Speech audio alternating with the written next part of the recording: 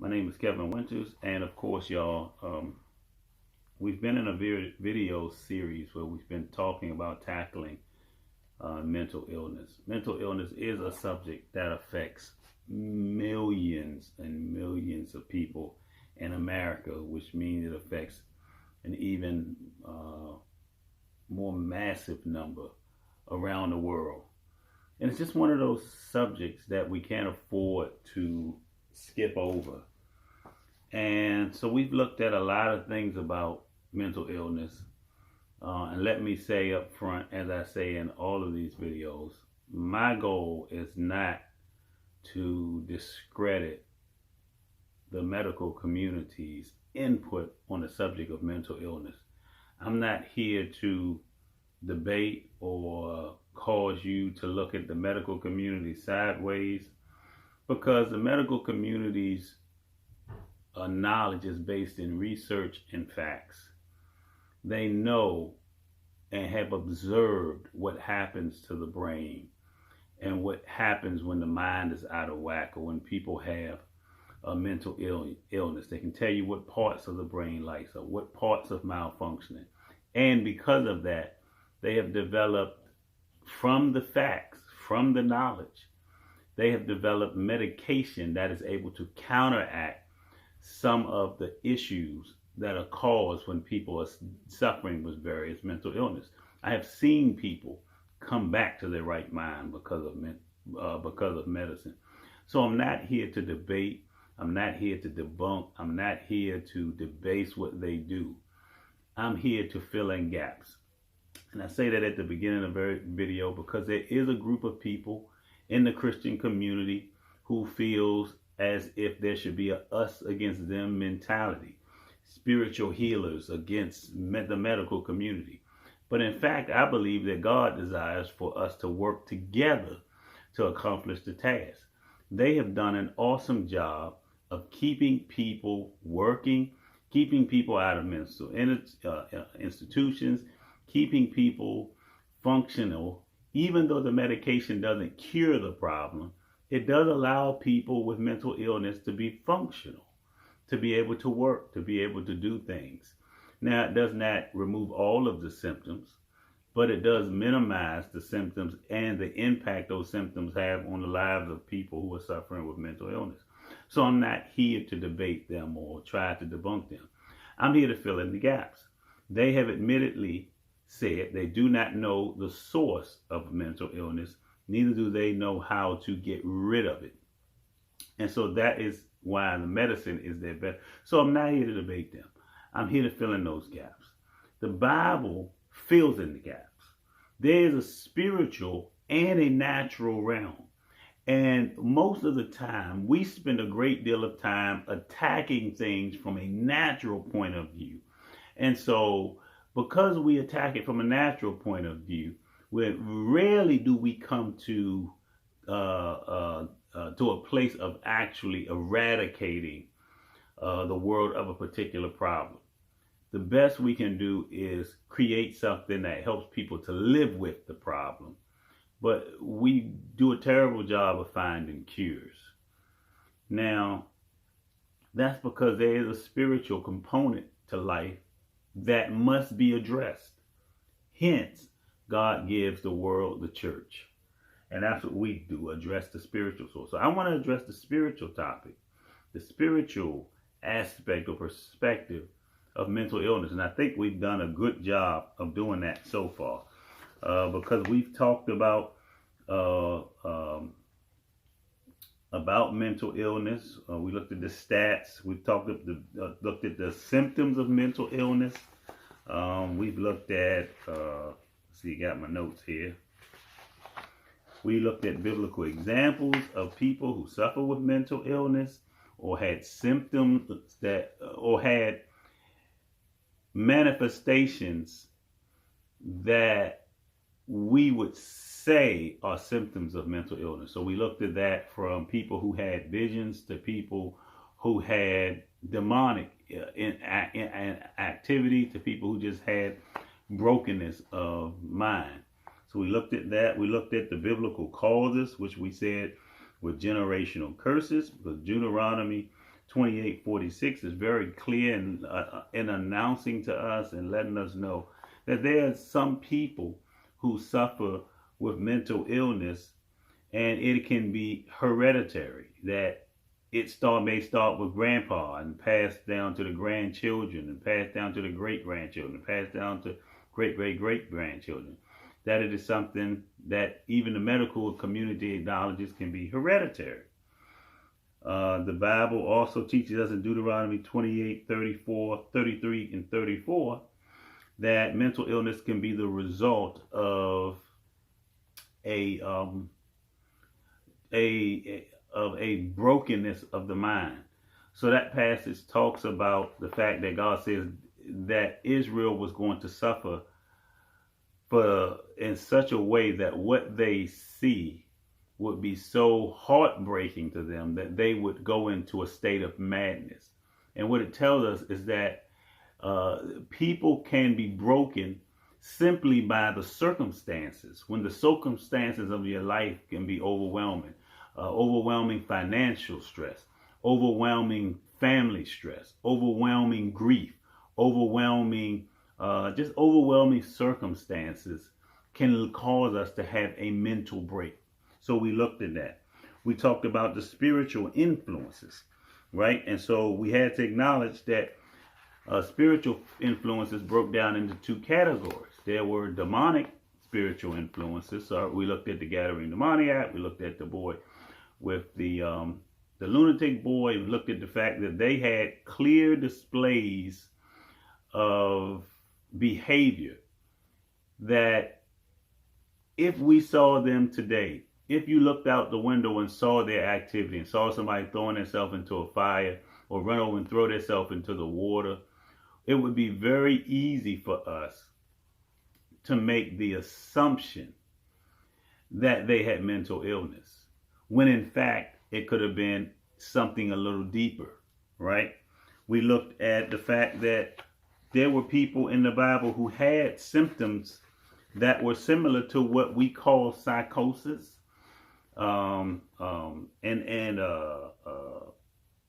mania, depression, bipolar. We looked at those various things in the life of the people who were being encountered by God in a negative way, like Nebuchadnezzar.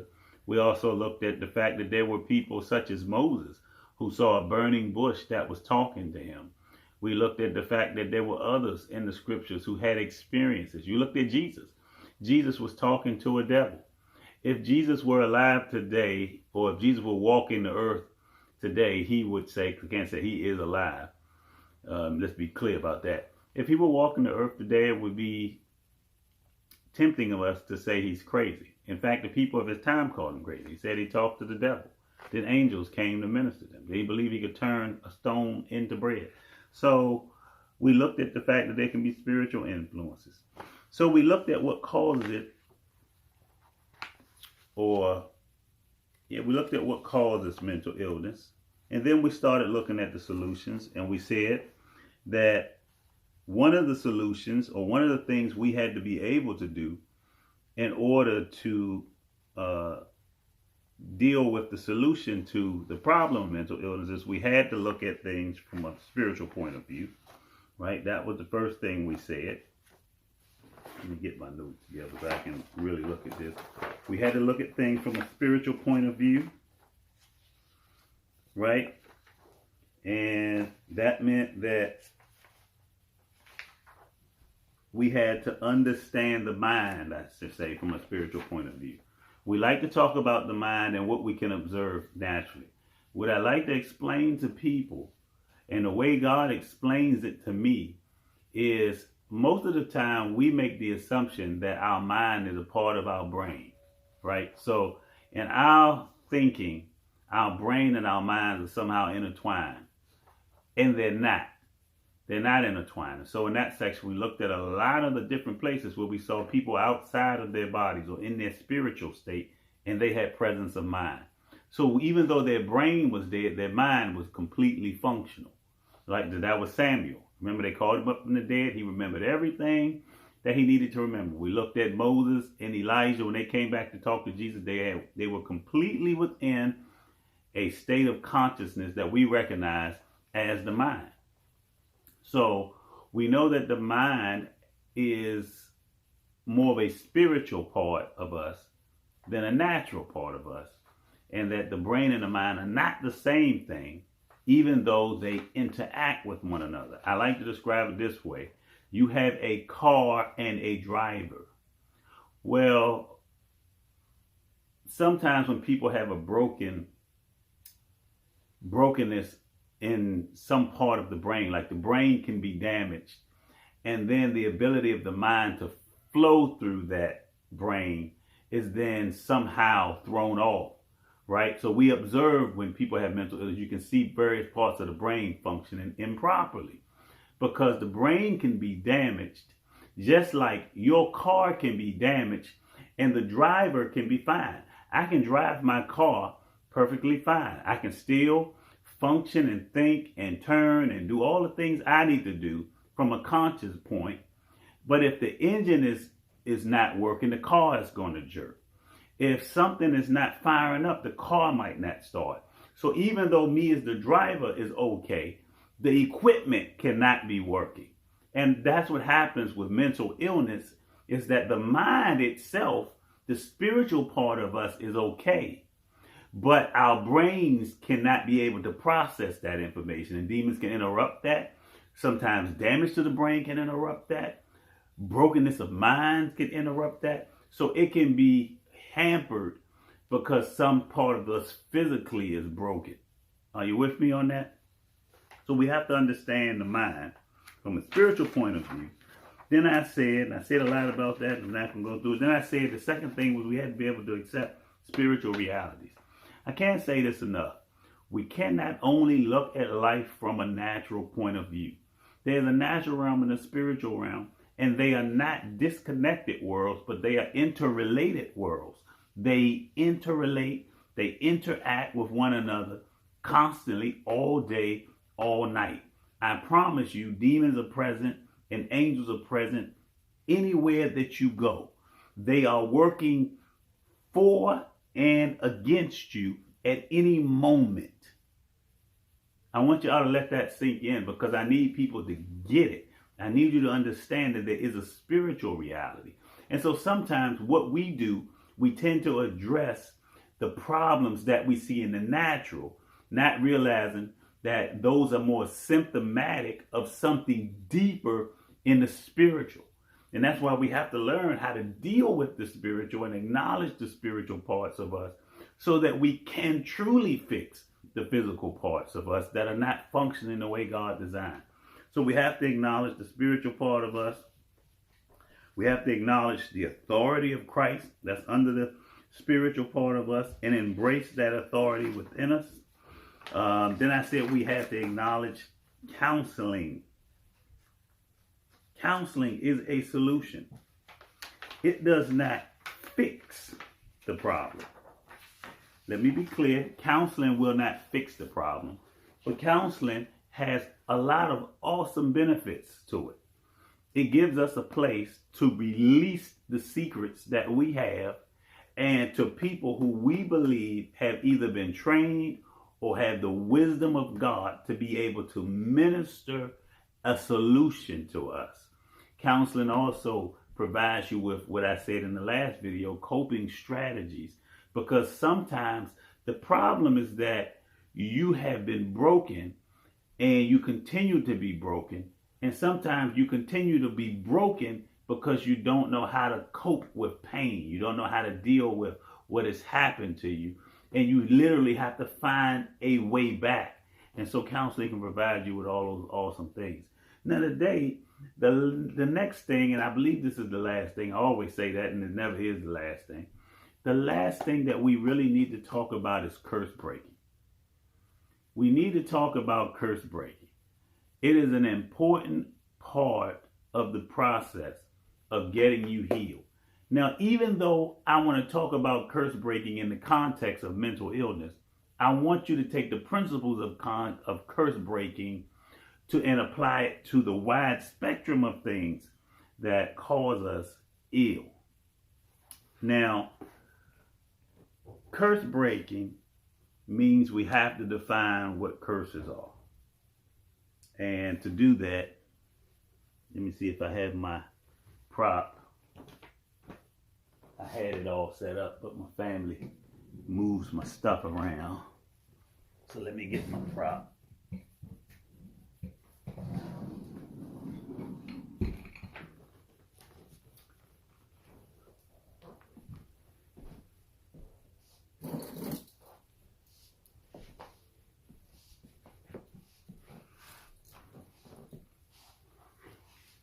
Curse breaking. Oh, dog, you're not gonna be able to do that tonight. Huh? I'm recording. All right.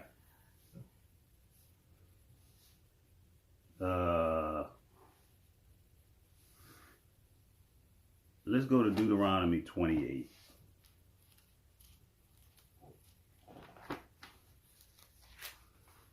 That's behind y'all. Deuteronomy 28 is the chapter where we understand to be about blessing and cursing. So God brings Israel out of Egypt, and he gives them a set of instructions. And he tells them very clearly, if you obey my voice, there are some great things that are going to happen in your life. And then he tells them, but if you do not obey my voice, then I'm going to allow some things to come upon you that are not so pleasant. He calls those pleasant, unpleasant things curses. Right? And so he starts to say in a lot of places, curse shall you be here, curse shall you be there, this shall come upon you, that shall come upon you. He starts to speak to them about curses. So what is a curse? The word curse means to be tied to misfortune. It means to be tied to misfortune. I'm going to give you an example of what that means.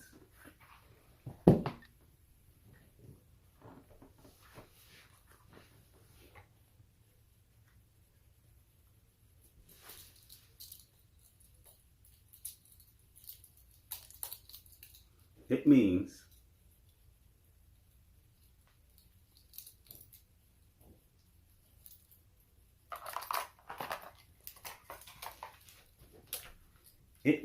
this. It means that your life is tied to something heavy. See that? It means that curse, the word curse means to be tied to misfortune. Something that's going to bring you down. Are y'all seeing that? It means to be chained to, tied to misfortune. That's important. Keep that word tied to in mind. It's important to where we're going today.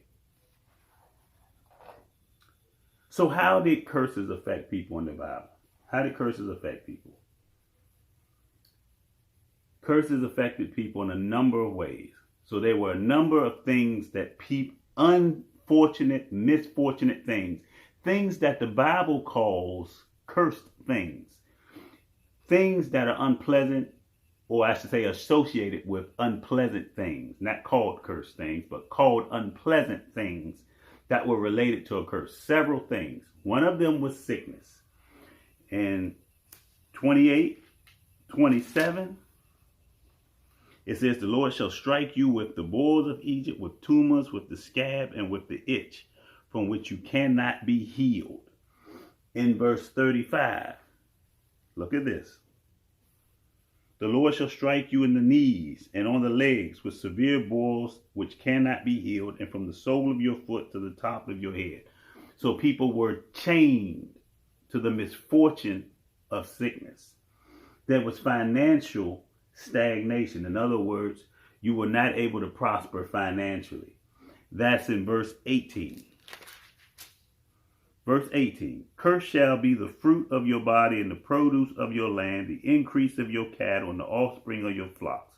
That speaks of your children. Verse 38 and 39, you shall carry much seed out to the field, but gather little in, for the locust shall consume it. In other words, you're going to make money, but you're going to lose it. You'll never have enough. You'll never be able to have enough. You're going to make a lot, but you won't ever have what you need. Here goes 39. You shall plant vineyards and tend them, but you shall neither drink of the wine nor gather the grapes, for the worms shall eat it. See, that's the same concept. 42 says the same, pretty much the same thing. Locusts shall consume all your trees and produce of your land. Adulterous spouse. Verse 30. You shall betroth a wife, but another man shall lie with her. You shall build a house, but you shall not dwell in it. You shall plant a vineyard. You see that? So he's still talking about, being chained to adultery, chained to financial stagnation, chained to sickness, inability to overcome challenges. Verse 20 and 25. Verse 20 says, the Lord shall send you out with cursing and confusion and rebuke all that you set your hand to do until you are destroyed, until you perish quickly because of the wickedness of your doing. You see that? In other words, nothing you do will work. Everything you try to do, you'll lose. The Lord shall, verse 25, the Lord shall cause you to be defeated before your enemies. You shall go out one way against them and flee 7 ways before them, and you shall become troublesome to all the kingdoms of the earth. Nobody's going to like you. And again, these are saying no matter what you do, it won't work. Theft. They will be the victim of theft. Your ox shall be slaughtered before your eyes, but you shall not eat it. Your donkey shall be violently taken away from you, and you shall be restored and shall not be restored to you. You see that? He's talking about theft. Slavery. 32. Your sons and daughters shall be given to another people, and your eyes shall look fulfilled with longing for them all day, and there shall be no strength in your hand. And even 41 talks about it again. Not be yours, for they shall go into captivity. See that? Slavery. Fatherless homes. Verse 54. These are all misfortunes that are chained to the lives of curses. Those with curses. The sensitive and very refined man among you will be hostile toward his brother, toward his wife, and to her bosom, and toward the rest of his children, whom he leaves behind. Watch this. Sexless marriage. In other words, you married, but y'all never have sex. 56. The tender and the delicate woman among you, who would not venture to set her sole of her foot on the ground because of her delicateness and sensitivity, will refuse to the husband of her bosom and to her son and daughter. In other words, she's not going to be a good mother, and she's not going to be a good wife. I mean, you ain't getting any. Mental illness. Finally, 28. The Lord shall strike you with madness and blindness and confusion of heart. 34. So you shall be driven mad because of the sight which your eyes see. Do y'all see that? So, when we talk about curses, a curse means that you are chained to misfortune. So he said, if you don't obey me, I'm going to chain this to you. So it didn't mean that they were going to experience all of these things at one time, but they might experience any number of these things. And it was such an understanding that they had embraced in their culture, that there are scriptures that we see that we often ascribe to foolishness, or we skip over because we don't understand how to interpret them. But there are scriptures that can only be interpreted in light of the understanding of Deuteronomy 28 and how God had laid it out. So when when Jesus says to a man, look, take up your bed, rise and walk. Remember, he told him to take up his bed, rise and walk. First he said, your sins are forgiven you. The Pharisees got really upset. He said, who can forgive sins but God? Right? And so Jesus perceived this and said, so that you know that the Son of Man has power on earth to forgive sins and bring healing. He said, he told the man, take up your bed, rise and walk. And then he says this. He tells him, and do not sin again. He tells him, don't sin again, lest a worse thing come upon you. So Jesus himself clearly is acknowledging Deuteronomy 28, where he's trying to tie us, or he would not tie us, because he understood. It's those of us on the outside looking in who've never understood. The man's peril and the problem was clearly the result of somewhere where he had broken the law of Deuteronomy 28. And so Jesus warns him, don't do anything else, because something worse may come upon you the second time. You understand that? So curses was a common understanding of the biblical times. It was common. It was understood that people would be chained to misfortune, that misfortune would follow disobedience. Now, there are things that we need to understand about curses. Number one, curses were not generally on individuals. Curses were on households. So in other words, God did not chain sickness and financial stagnation and adultery or the inability to overcome challenges or theft or slavery or fatherless homes or sexless marriage. He didn't chain them to individuals. He chained them to families. He chained them to households. So an entire household became vulnerable. Now you have to understand something. And the reason you have to understand that it came upon households. And so one person could make the household vulnerable. Now again, not to everything, and let me give you an example, but to something. Because what people don't realize is we look at the book of Job and we see that God talks to Job about, God brings up the subject of spiritual hedges, of these hedges, right? And we know these hedges are not literal or physical hedges, because they're hedges that Satan can't get past, and Satan is a spirit. But he says, have you not hedged up the way around them? Let me find it. It says this. God brings up Job's name, and Satan says this, because God says, have you considered my servant Job? And Satan answered and said, does not Job fear God for nothing? Have you not made a hedge around him, around his household, and around all that he has on every side? Are you seeing this? There's a hedge that Satan can't get past. It is a spiritual hedge. Now, this is the thing to understand. Hedges have levels. So each thing has a hedge. So when Satan begins to attack Job, God says, look, I'm going to take down the hedge around his family, but I won't take down the hedge around his person. So you can't touch his health. So God took down the hedge around his finances, around his family. These are different hedges. And then the enemy was able to attack him in those areas, right? Then Satan comes back because Job doesn't respond the way he wants him to, and says, and convinces God to take down one more hedge. And so God takes down the hedge around Job's health, but he does not take down the hedge around Job's life or Job's mind. Y'all see that? So hedges have different levels. So you can have a curse in one area, or a thing or area of the life that's been cursed or under a curse, or affected, I should say, by a curse in one area, while yet prospering in another. You can be prospering in your health and prospering in your business, and yet have this one area that is chained to misfortune, and it seems to be the problem in your family, your grandchildren, great-grandchildren, your mama, daddy, your cousins. Everybody seems to be struck with misfortune in one particular area.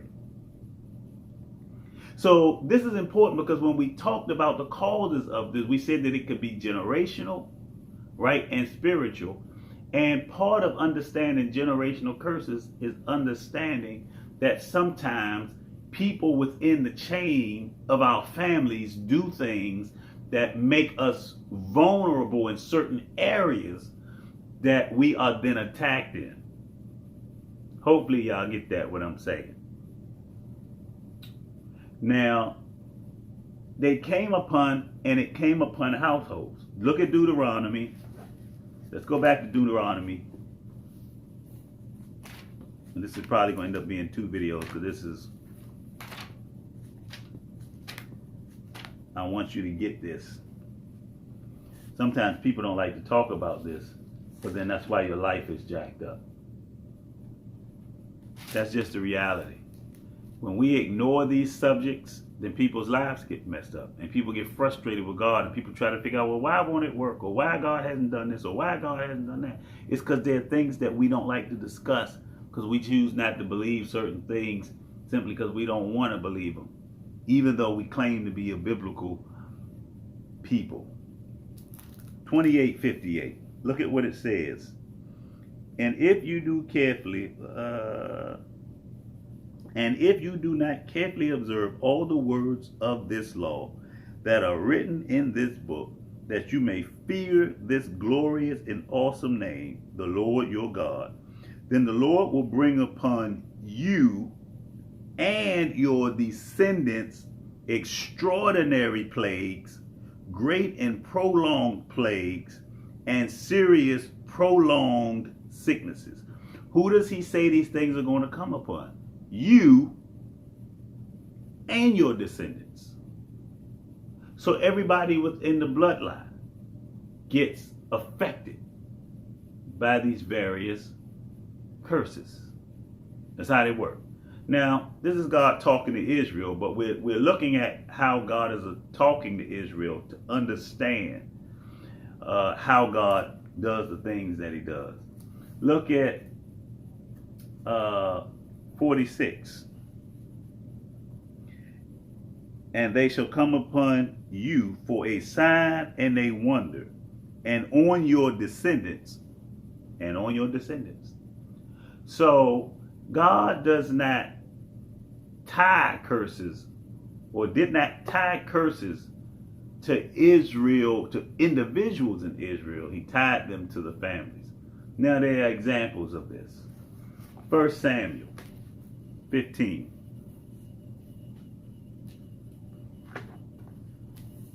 Go to 1 Samuel 15.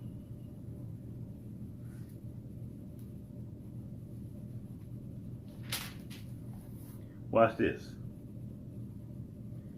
Samuel said to Saul, the Lord sent me to anoint you king over his people, over Israel. Now therefore, heed the voice of the words of the Lord. Thus the Lord of hosts, I will punish Amalek for what he did to Israel, how he ambushed him on the way when he came up from Egypt. Now go and attack Amalek and utterly destroy all that they have, and do not spare them, but kill both man, woman, infant, and nursing child, and ox, and sheep, and camel. I want you to focus on verse 3. I want you to understand that God is telling Saul to attack the Amalekites for what they did to Israel when they came out of Egypt. The key here is understanding we are talking some generations later. We are not talking about people who just recently attacked them. It's not like they just got into Israel. They had been through a period of judges. They had been through a Samuel, and now they had their first king. This was a great span of time of difference between where they were at this point and what happened in the past. So Amalek had been cursed, chained, and even though a previous generation were the ones who did the wrong, there were a succession of generations that were going to pay the price. Y'all see that? Now, this is not Israel. And what this tells me is that God does not only operate this way with Israel, he operates this way in general. This is how he does things. He is a God of justice, which means to bring balance. Means he makes things balance. So when Israel was attacked, Amalek threw things out of balance. But even though that generation hadn't done anything, the generation that was about to be attacked, God was seeking to bring balance. It's a part of his just nature. So it teaches us that people within our families or within generations are sometimes dealing with things that did not come based on something we did. Sometimes we feel like, what have I done to deserve this? Why is such terrible things happening? Why is my health constantly under attack? Why is death seem to be chasing me around? Why does my finances never seem, no matter what I do? Sometimes it's because somebody opened a door or did something that caused a hedge to fall in a particular area that needs to be redeemed. There are other examples of this. David in 2 Samuel 12,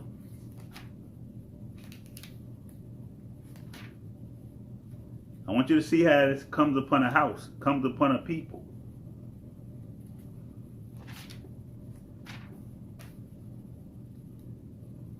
It's important.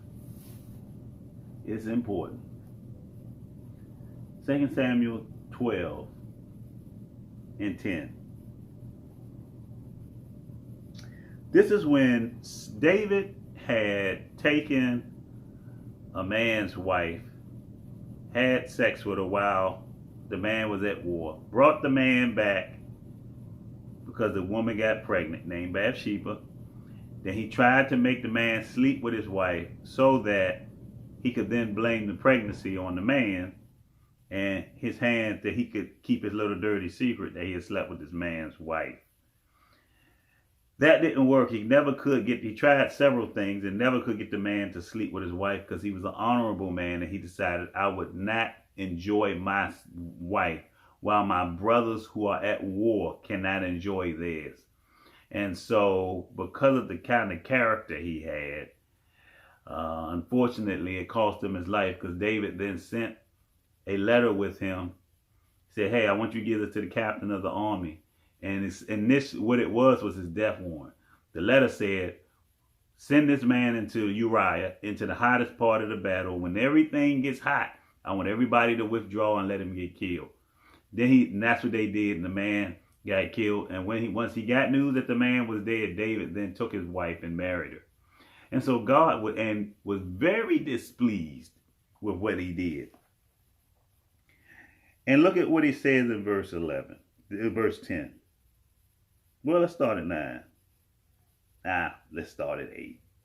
This is when the man of God prophesied to David.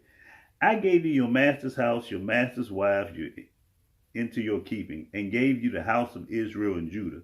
And if that had been too little, I would have given you much more. This is God talking to David. Why have you despised the commandment of the Lord? Remember, we go back to what God is initially always judging by the standard, which was the law. To do evil in his sight. You have killed Uriah the Hittite with the sword. You have taken his wife to be your wife, and you have killed him with the sword of Ammon, of a foreign people. Now therefore, the sword shall never depart from you. No, it says the sword shall never depart from your house. There shall never depart from your house, because you have despised me and taken a wife. Watch this. Thus says the Lord, behold, I have raised up an adversary against you from your own house, and I will take your wives before your eyes, and you shall give them to your neighbor, and he shall lie with your wives in the sight of your son, adultery. For you did it secretly, but I will do this thing before all Israel. And let's finish it up. However, because of the deed which you have given great occasion to the enemies of the Lord to blaspheme, the child also is born, and you shall die. Look at the penalty falls upon the entire house. Are y'all seeing that? So we read about the story of Absalom attacking David, completely separate from this verse. But the reason Absalom did what he did was because the gates had been let down. The hedges had been let down in an area, and access was given. And the sword. And David spent the rest of his days fighting. Y'all see that? There is Gehazi in 2 Kings.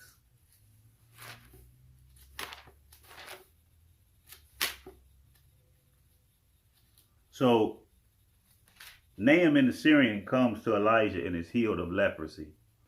He brings with him, which is the custom of the day. People really should. I'm going to write about it eventually. People bless you, you should bless them.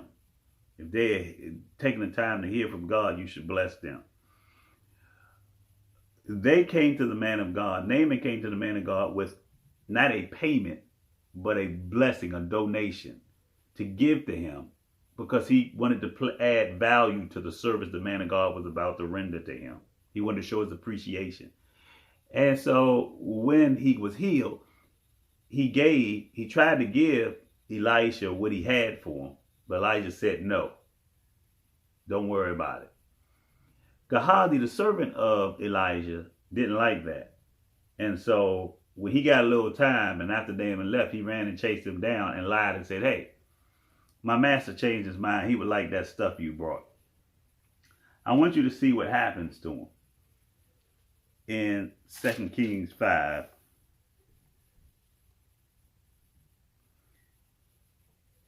it says 5:27. Therefore, the leprosy of Naaman shall cling to you and your descendants forever. And he went out from his presence leprous as snow. So he does something, but the descendants pay for it. Now, I suspect that in this time period, they probably told each other that. Well, this is why we have this particular problem, because your father did it, grandfather did this and that. And they had something to align it up to.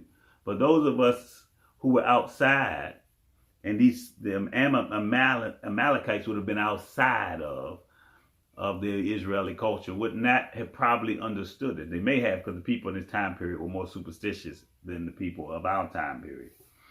You have Eli. Eli in 1 Samuel 3:12 and 14. Eli's children does something.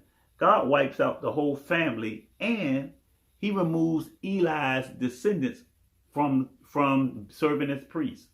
So Eli and his children do something, well, the children did something, and all of the descendants paid for it. So nobody got to serve God in that capacity because of one man's action. Are y'all seeing that? I want y'all to see that. There's Ahab. Same thing. I don't have time to go through Ahab because I'm running out of space on my phone. But I started by telling you, and so that you have a good indication of how we're going to go and where we're going to go in the next video, I started by telling you that a curse means to be tied, right? It means to be chained to misfortune. Chained to misfortune. I also told you that chain does not come upon people, it comes upon households and descendants, right? And then we looked at that.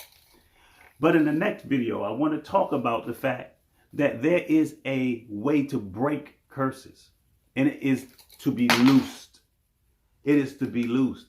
So Jesus says that there is binding and loosing. Whatever you bind on earth will be bound in heaven. Whatever you loose on earth will be loosed in heaven. And a lot of people have said we've never seen Jesus do binding and loosing. Now, he may not have done it the way we do it as a prayer, in a prayer format, but he most certainly did it. So when we come back, we're going to look at that binding and loosing, because there's a woman who is been over for a long time. And Jesus says this: shall not this woman whom Satan bound be what? Loosed. Loose from what? the curse that she has been tied to. Welcome to Doing Life on Fire. When we come back, we're going to talk about how to break them.